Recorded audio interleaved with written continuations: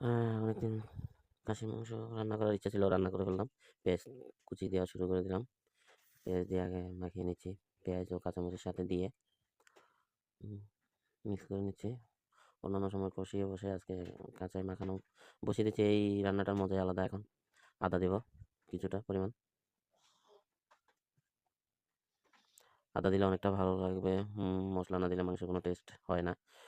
আদাটা দিলাম, এখন রসুন দিলাম প্রথমে, এখন আদা দিব। বাটিটা খুলতে পারতেছি না, এক হাতে মশলা লেগে আছে, তাই বাটিতে যেন না লাগে ট্রাই করতেছি। এখন কিছুটা পরিমাণ আদা দিয়ে দিলাম।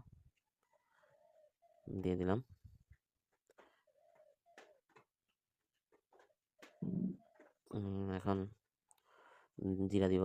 আসলে আমি জিরার যে স্মাইলটা ওইটা তেমন একটা সহ্য করতে পারি না, এক একজন এক এক রকম হয়। তাই আমি জিরার পরিমাণটা কম দেওয়ার চেষ্টা করব। তারপরে তো একদম কম দিয়ে পারবো না, 2 টেবিল চামচ দিয়ে দিলাম, আড়াই, কারণ এছাড়া হচ্ছিল না। এখন দেওয়া শেষ জিরার গুঁড়ি। এখন দেব হলো আপনার গরম মশলা। গরম মশলা আসলে গরম মশলাটা দিলে একটু ঝাল ঝাল ইয়েটা বেশি হয়, তাই গরম মশলাতে দেওয়ার কোনো প্রবলেম নাই, ওটা একটু বাদ দিয়ে দিব। তারপরও আপনার আড়াই দিলাম।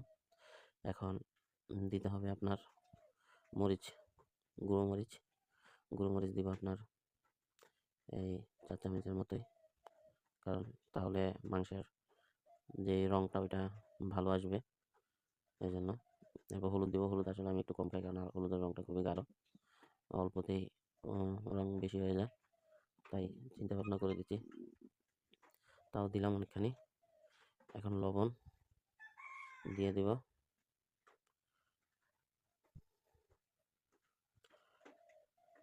লবণটা দেওয়ার পরে আমার কিছু তেল ছিল কিছুক্ষণ আগে,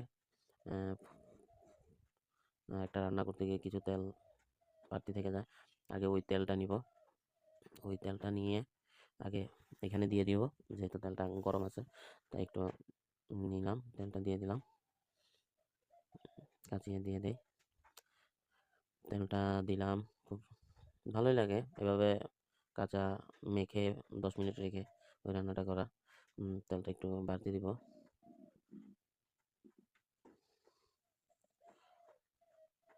অনেকদিন পরে রান্না করতেছি, আসলে আইডিয়াটাও একটু নড়চড় হয়ে গেছে, দীর্ঘদিন রান্না করতেছি না, তাই এখন ভালোভাবে মাখিয়ে নিব।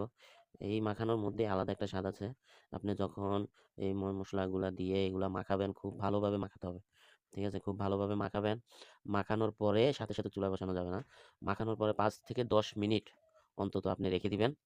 রেখে দেওয়ার পরে এসে দেখবেন আপনার যেই মশলাটা আপনি মাখিয়েছেন ওই উপরে তেল তেল ভাবটা ভেসে ওঠে। তখন ওই রান্নাটা আপনি কোনো পানি দিবেন না, জাস্ট আপনার হাতের যে মশলাটা আছে ওইটা একটু হালকা পরিমাণ পানি দিয়ে হাতের মশলাটা যাতে ওইখানে চলে যায়, ওইটাই জন্য